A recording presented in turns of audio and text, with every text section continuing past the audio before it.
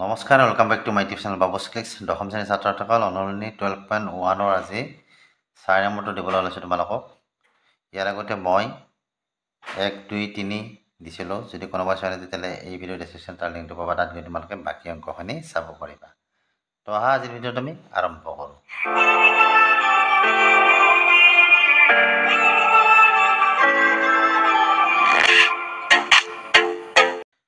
তো 4 নম্বৰত দিয়া আছে এখন গাড়ীৰ চকাবোৰৰ প্ৰত্যেকৰে ব্যাস 80 সেন্টিমিটাৰ। যেতিয়া গাড়ীখনে প্ৰতি ঘণ্টাত 66 কিলোমিটাৰ দ্ৰুতিত গৈ থাকে, প্ৰতিটো চকাই 10 মিনিটত কিমানটা সম্পূৰ্ণ ঘূৰ্ণন কৰে বুলি কৈছে আমাক। প্ৰথম কথা, গাড়ীখনৰ চকাটোৰ ব্যাস দিয়া আছে আমাৰ কিমান 80 সেন্টিমিটাৰ।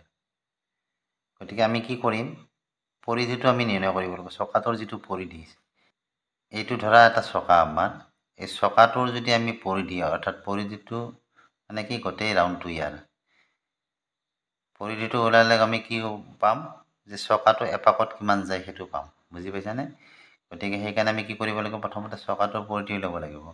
আৰু পৰিধি উলিয়াব যাওঁতে আমি কি কৰিব লাগিব, 80 সেন্টিমিটাৰ ব্যাসেদি আছে, গতিকে আমি ইয়াৰ পৰা কি ব্যাসাৰ্ধটো উলিয়াই ল'ব লাগিব। তাৰপিছত প্ৰতি ঘণ্টাত কিমান যায়, 66 কিলোমিটাৰ দ্ৰুতিত গৈ থকা বুলি কৈছে।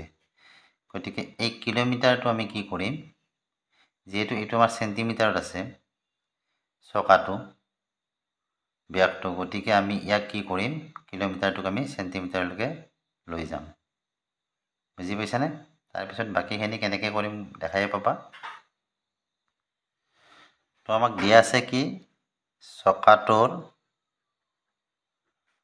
ব্যাস কিমান দিয়া আছে, 80 সেন্টিমিটাৰ বুলি দিয়া আছে, 80 সেন্টিমিটাৰ। এতেকে চকাটোৰ আমাৰ ব্যাসাৰ্ধ কিমান হ'ব, ব্যাস যদি 80 সেন্টিমিটাৰ, ব্যাসাৰ্ধ কিমান হ'ব, ব্যাসাৰ্ধ r ইকুৱেল কিমান হ'ব, 80/2। 2ৰে হৰণ দিলে আমি কি পাম, ব্যাসাৰ্ধ পাম। তো ব্যাসাৰ্ধ আমি কিমান পালোঁ, 40 সেন্টিমিটাৰ। এতিয়া ধৰা এইটো গাড়ীৰ চকা, ইয়াৰ আমাৰ ব্যাসাৰ্ধ কিমান, 40 সেন্টিমিটাৰ পাইছোঁ আমি। এতিয়া সেই চকাটোৰ আমি কি উলিয়াম, পৰিধিটো নিৰ্ণয় কৰিম। এতেকে চকাটোৰ পৰিধি,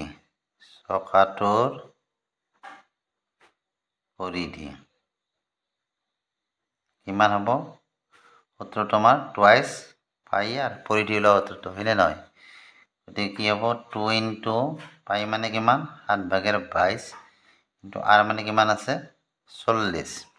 ইয়াত যিহেতু আমাৰ কাটাকাটি যোৱা সংখ্যা নাই, গতিকে আমি ওপৰক এটা পূৰণ কৰি ল'ম। 7 কি হ'ব, এইটো হ'ব আমাৰ 40 আৰু 22 যেতিয়া পূৰণ কৰিবা, 40, 22, 2 0 0, 7 2 8, 2 0 0, 7 2 8, 0 8 8, তাৰ লগত 2 এটা পূৰণ দিয়া, 2 0 0, 8 2 16, 6 হাতে গেলে 8 2 16 17, তাৰমানে কিমান পালোঁ, 1760। এইখিনি হৈছে আমাৰ কি চকাটোৰ পৰিধি, আৰু এইখিনি আমাৰ কিমান কিহত ওলাইছে, চেণ্টিমিটাৰত। এতিয়া গাড়ীখনে 1 ঘণ্টাত 66 কিলোমিটাৰ দ্ৰুতিত গৈ আছে বুলি কৈছে। গতিকে আমি কি কৰিম, প্ৰথমতে ঘণ্টাটো আমি মিনিটলৈকে নিম। গতিকে 1 ঘণ্টা সমান কিমান, 1 ঘণ্টা সমান আমি কি জানো, 60 মিনিট। আকৌ কি আছে, 66 কিলোমিটাৰ। তো 66 কিলোমিটাৰক যদি আমি চেণ্টিমিটাৰলৈকে কি হ'ব, 66ৰ লগত আমি কি বন দিব লাগিব, 66ৰ লগত আমি যদি 1ৰ পিঠিত 5টা শূন্য অৰ্থাৎ 1 লাখেৰে পূৰণ দিওঁ, তেতিয়াহ'লে কি হ'ব, ই চেণ্টিমিটাৰলৈকে যাব। গতিকে পূৰণ দিলে আমি কিমান পাম, ইয়াত 5টা শূন্য দিব লাগিব, 1 2 3 4 5টা, তাৰমানে কিলোমিটাৰৰ পৰা চেণ্টিমিটাৰলৈ 5 গুণ। গতিকে 1ৰ পিঠিত 5টা শূন্যৰে যদি আমি কিলোমিটাৰক পূৰণ কৰোঁ, তেতিয়াহ'লে কি হয়, সি চেণ্টিমিটাৰত হয়। গতিকে এইটো আমাৰ কি হ'ল, চেণ্টিমিটাৰ হ'ল। 66 কিলোমিটাৰটো আমাৰ কি হ'ল, 66 লাখ চেণ্টিমিটাৰ হ'ল এইটো। এতিয়া কি কৈছে আমাক যে 60 মিনিটত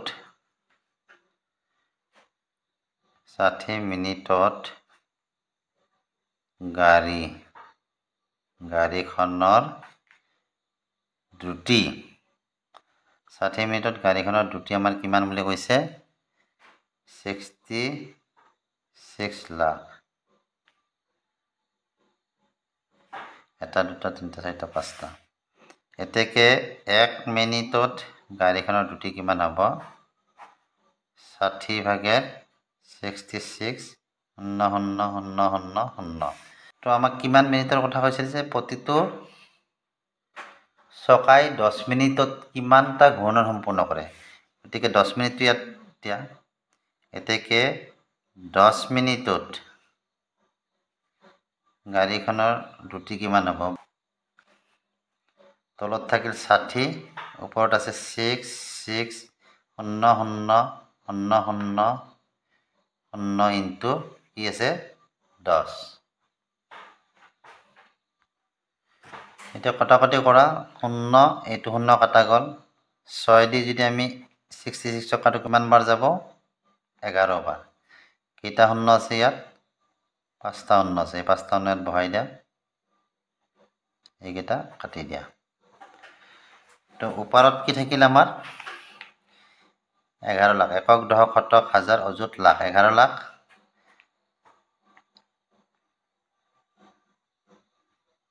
11 লাখ হয়নে এটো কি দ্ৰুতি এতিয়া চোৱা আমাক চকাটোৰ ঘূৰ্ণনৰ সংখ্যাটো কিমান সুধিছে গতিকে চকাটোৰ ঘূৰ্ণনৰ সংখ্যাটো আমাৰ কি হ'ব আমাৰ যেটো চকাটোৰ পৰিধি আছিল এইখিনি হল কি গাড়ীখনৰ দ্ৰুতি তাৰ মানে 10 মিনিটত গাড়ীখনে ইমান দূৰত্ব অতিক্ৰম কৰিছে বুজি পাইছানে 11 লাখ সেন্টিমিটাৰ দূৰত্ব অতিক্ৰম কৰিছে 10 মিনিটত গাড়ীখনে এতিয়া যেতিয়া আমি ঘূৰ্ণনটো উলিয়াব যাম তেতিয়া হলে কি হ'ব আমি যে পৰিধি উলিয়াই থৈছো ইয়াত 7/1760 যেটো পৰিধি উলিয়াইছো এইটোৰে আমি এই ঘূৰ্ণন দ্ৰুতিটোক যদি আমি হৰণ দিওঁ তেতিয়া হলে আমাৰ কি হ'ব ঘূৰ্ণনৰ সংখ্যাটো ওলাব গতিকে চকাটোৰ ঘূৰ্ণনৰ সংখ্যা এতেকে চকাটোৰ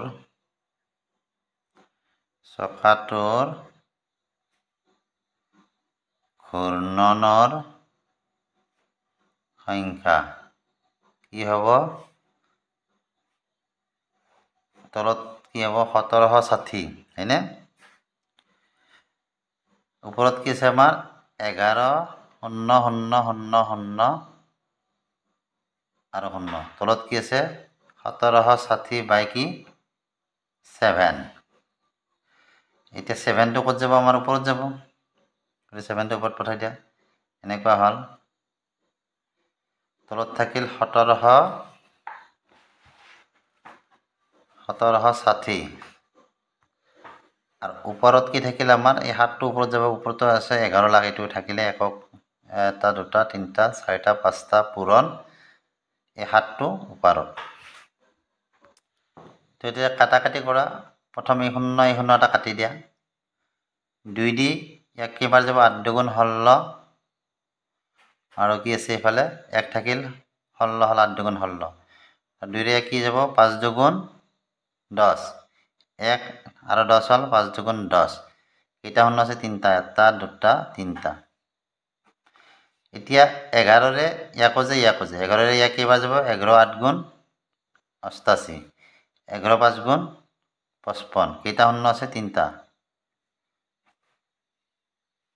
8 দি 50ক 8 5 গুণ 40 8 6 গুণ 48 আৰু দুবাৰ দিলে কি 8 গুণ 16 গতি 8 দি ইয়াক কাটা যাব কিমান হ'ব 8 দি 50ক প্ৰথমতে 8 6 গুণ 48 কি থাকিল 50 ৰ পৰা 48 গুণ 2 থাকিল 20 হল 8 দুগুণ 16 কি থাকিল 4 থাকিল 40 হল 8 5 গুণ 40 তো 625 ইনটু কি আছে 7 আছে এই দুটা পূৰণ কৰিলে মানে কিমান পাম 7 5 গুণ 35 ৰ 5 হাতত 3 7 দুগুণ 14 14 3 17 হাতত 1 7 6 গুণ 42 হাতৰ একেটি 43 4375 তো 4375টা ঘূৰ্ণন সম্পূৰ্ণ কৰিব চকাটোৱে গম পাইছেনে তেনেদৰে তোমালোকে ঘূৰ্ণনটো নিৰ্ণয় কৰিব পাৰিবা তো এইখিনি আছিল ভিডিঅ'টো চাই কেনে পালা জনাবা ভিডিঅ'টো চাই ভাল লাগিলে ভিডিঅ'টো লাইক কৰিবা চেনেলটো সাবস্ক্ৰাইব কৰিবা আজিলৈ আহিলো বাই বাই থ্যাংক ইউ